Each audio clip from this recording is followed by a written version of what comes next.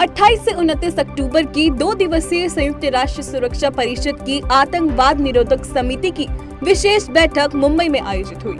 इसमें सभी 15 सदस्य देशों के राजदूत शामिल हुए। इस दौरान भारत के विदेश मंत्री एस जयशंकर आतंकवाद पर जमकर बरसे और कहा कि आतंकवादी स्वतंत्रता, सहिष्णुता और प्रगति पर हमला करने के लिए खुले समाज की तकनीक, धन और लोकाचार का उपयोग करते हैं। चीन और पाकिस्तान को आड़े हाथ लेते हुए एस जयशंकर ने कहा कि आतंकवाद अंतर्राष्ट्रीय शांति, सुरक्षा और मानवता के लिए एक गंभीर खतरा है और इसे बढ़ावा देने वाले देशों पर कार्रवाई होनी चाहिए। बीते शुक्रवार को प्रधानमंत्री नरेंद्र मोदी ने हरियाणा में चल रहे सभी राज्यों के गृह मंत्रियों के लिए आयोजित 2 दिवसीय चिंतन शिविर को संबोधित किया। पीएम ने पुलिस के लिए एक राष्ट्र एक वर्दी का विचार साझा किया और कहा कि देश भर में पुलिस की पहचान एक समान होनी चाहिए। इसके अलावा अपराधों और अपराधियों से निपटने के लिए राज्यों के बीच घनिष्ठ सहयोग की वकालत करते हुए पीएम ने कहा कि कानून और व्यवस्था अब एक राज्य तक सीमित नहीं है। ऐसे में सभी राज्य और केंद्र की एजेंसियों के बीच समन्वय होना जरूरी है। उन्होंने बुद्धिजीवियों पर निशाना साधते हुए कहा कि देश में बंदूक वाला नक्सलवाद भी है और कलम वाला नक्सलवाद भी है। 27 अक्टूबर को समाजवादी पार्टी के नेता आजम खान को एमपी एमएलए की विशेष अदालत ने उन्हें भड़काऊ भाषण मामले में दोषी ठहराया। आईपीसी की 3 धाराओं 153(1), 505(1) और 125 लोक प्रतिनिधित्व अधिनियम के तहत कोर्ट ने 3 वर्ष के कारावास की सजा दी है। अदालत का फैसला आने के बाद आजम खान की विधानसभा सदस्यता समाप्त होना तय माना जा रहा है। आपको बता दें, आजम खान ने 2019 के लोकसभा चुनाव के दौरान खाता नगरिया गांव में भड़काऊ भाषण दिया था, जिससे 2 वर्गों में नफरत फैल सकती थी। केंद्रीय गृह मंत्री अमित शाह ने गुरुवार को हरियाणा के फरीदाबाद में जन उत्थान रैली को संबोधित किया। उन्होंने कहा कि हरियाणा को पहली बार मनोहर लाल के रूप में हरियाणा का मुख्यमंत्री मिला है। इससे पहले सिरसा और रोहतक के मुख्यमंत्री होते थे। इस दौरान केंद्रीय गृह मंत्री ने यहां 6,629 करोड़ रुपए की परियोजनाओं का उद्घाटन और शिलान्यास किया। इन परियोजनाओं में 5,618 करोड़ रुपए की लागत वाली हरियाणा ऑर्बिटल रेल कॉरिडोर परियोजना, सोनीपत जिले में 590 करोड़ रुपए की लागत से रेल कोच नवीनीकरण और रोहतक में 315.40 करोड़ रुपए से बनाया गया देश का पहला सबसे लंबा एलिवेटेड रेलवे ट्रैक शामिल है। कोरोना महामारी में भारत की वैक्सीन उत्पादन क्षमता को अमेरिका ने जमकर सराहा है। 26 अक्टूबर को अमेरिका के White House corona virus response coordinator doctor Ashish Jha ने संवाददाताओं को संबोधित करते हुए कहा कि हमारी सशक्त विनिर्माण क्षमता के कारण भारत कोरोना टीकों का एक प्रमुख निर्यातक रहा है। कोविड महामारी से लड़ते हुए भारत ने अपनी क्षमताओं का एहसास दुनिया को कराया है। बीते बुधवार को केंद्रीय सड़क परिवहन और राजमार्ग मंत्रालय ने अरुणाचल प्रदेश में 2 समानांतर राजमार्गों से जुड़ने वाले 6 गलियारों की परियोजनाओं को अनुमति दी। गुणवत्तापूर्ण बुनियादी ढांचे और बेहतर कनेक्टिविटी के माध्यम से अरुणाचल को जोड़ने पर मुख्यमंत्री पेमा खांडू ने प्रधानमंत्री मोदी के प्रति आभार व्यक्त किया है। इस परियोजना में फ्रंटियर हाईवे की लंबाई लगभग 1,859 किलोमीटर और 2,178 किलोमीटर की कुल लंबाई के 6 कॉरिडोर, जिसमें से 2,053 किलोमीटर अरुणाचल में है। इस परियोजना की कुल अनुमानित लागत 40 करोड़ रुपए से अधिक है। ऋषि सुनक जब से ब्रिटेन के प्रधानमंत्री बने हैं, दुनिया भर में भारत की चर्चा बढ़ गई है। अब सुनक की कोर टीम में बिहार के सिवान के प्रज्वल पांडे को शामिल किया गया है। 16 साल की उम्र में कंजर्वेटिव पार्टी की सदस्यता लेने वाले प्रज्वल पांडे को ऋषि सुनक ने अपनी कोर टीम में शामिल किया है। वह करीब 1 दशक से ब्रिटेन में रह रही हैं। बता दें, 2019 में 16 साल की उम्र में ही कंजर्वेटिव पार्टी की सदस्यता लेने वाले प्रज्वल ऋषि सुनक के मुख्य अभियान टीम का हिस्सा थे।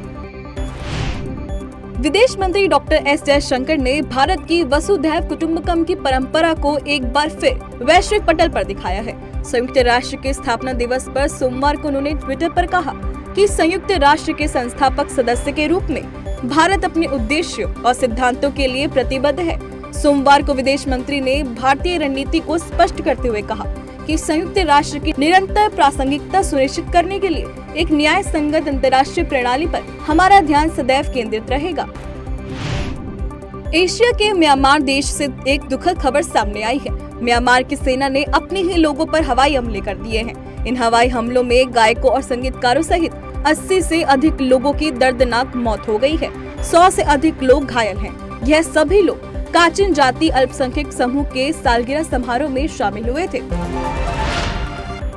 बीते शुक्रवार को बीजेपी सांसद प्रवेश साहिब सिंह वर्मा ने केजरीवाल सरकार पर यमुना को साफ करने के नाम पर 5000 करोड़ रुपए बर्बाद करने का आरोप लगाया है।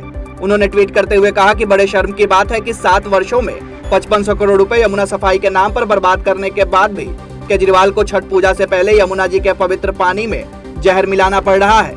यह जानलेवा अपराध नहीं है तो क्या है। बता दें कि छठ पूजा को देखते हुए दिल्ली सरकार यमुना में सिलिकॉन नमक केमिकल का छिड़काव करवा रही है। इसको लेकर बीजेपी ने आम आदमी पार्टी को घेरा है। बीते गुरुवार को उत्तर प्रदेश के मुख्यमंत्री योगी आदित्यनाथ ने पैथोजन रिडक्शन मशीन का लोकार्पण किया।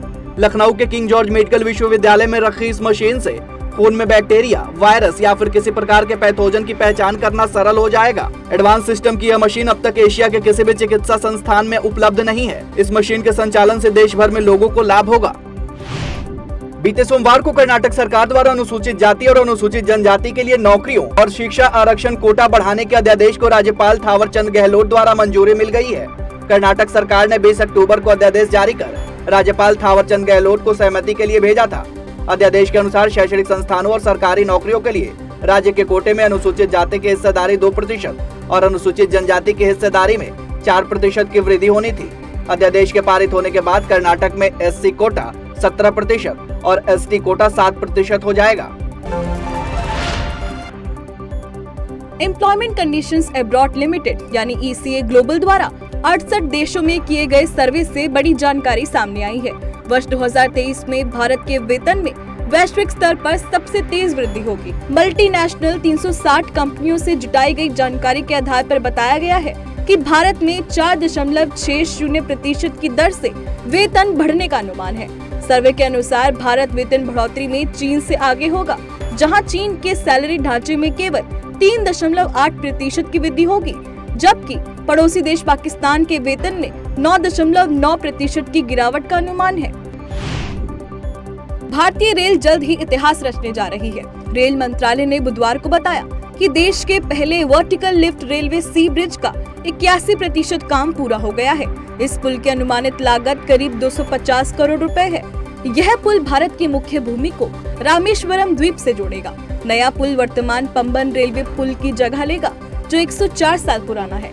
बंगाल की खाड़ी में बार बार उत्पन्न होने वाली प्रतिकूल मौसम की स्थिति को ध्यान में रखते हुए पुल के स्तंभों के लिए स्टेनलेस स्टील सहित नवीनतम तकनीक से निर्मित किया जा रहा है।